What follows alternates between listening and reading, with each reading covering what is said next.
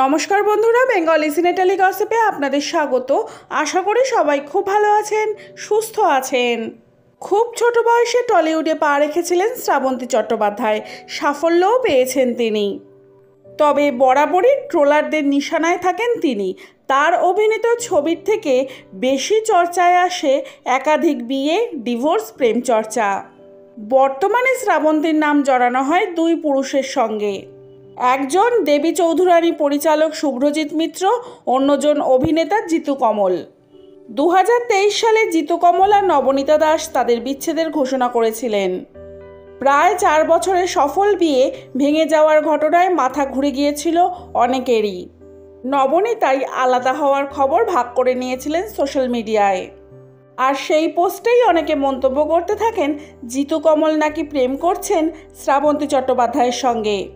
সেই কারণেই নাকি আলাদা হওয়ার সিদ্ধান্ত নবনীতার।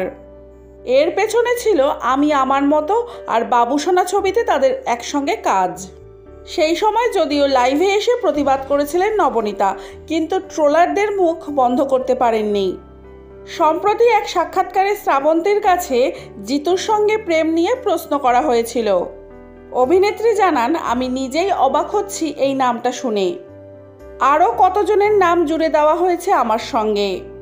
লোকে আসলে আমাকে নিয়ে কত কিছুই ভাবে, কিন্তু আমি জানি সত্যি কি, আমার প্রেম আর ভালোবাসা সবই অভিনয়কে ঘিরে। এরপর নিজেকে সিঙ্গেল বলেও দাবি করলেন অভিনেত্রী। এর আগে শুভ্রজিৎ মিত্রের সঙ্গে প্রেমের জল্পনা নিয়ে শ্রাবন্তী জানিয়েছিলেন, ভালো চরিত্র পেতে আমাকে পরিচালকের সঙ্গে প্রেম করতে হবে? আমার কি নিজের কোনো যোগ্যতা নেই? খারাপ লাগে যে এত বছর কাজ করার পরেও এসব অবাঞ্ছিত কথা শুনতে হয়।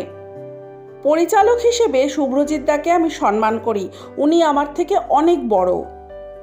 আমাকে এত গুরুত্বপূর্ণ একটা দায়িত্ব উনি দিয়েছেন বলে আমি ওর কাছে কৃতজ্ঞ। 2003 সালে পরিচালক রাজীব কুমার বিশ্বাসের সঙ্গে প্রথম বিয়ে করেন এবং বিয়ের 8 বছর পর ডিভোর্স হয়ে যায় দুজনের। সেই বিয়ে থেকেই জন্ম ছেলে ঝিনুকের। এরপর 2 বছর প্রেমের পর 2017 সালে গলায় মালা দেন মডেল কৃষাণ ব্রজের। তবে সেই বিয়ের মেয়াদ ছিল বছর দেড়েক। এরপর বিয়ে করেন জিম প্রশিক্ষক রোশন সিংয়ের সঙ্গে। এবারে বছর গড়ানোর আগেই অশান্তি, আপাতত আদালতে ডিভোর্সের মামলা। অভিনেত্রী মাসে 7 লাখ খোরপোশ চেয়েছেন তার তৃতীয় স্বামীর কাছ থেকে। এই বিয়ে থেকে মুক্তি না মিললেও একের পর এক নাম জুড়েছে শ্রাবন্তী চট্টোপাধ্যায়ের সঙ্গে, যাতে অভিরূপ, শুভ্রজিৎ, জিতুরা রয়েছেন।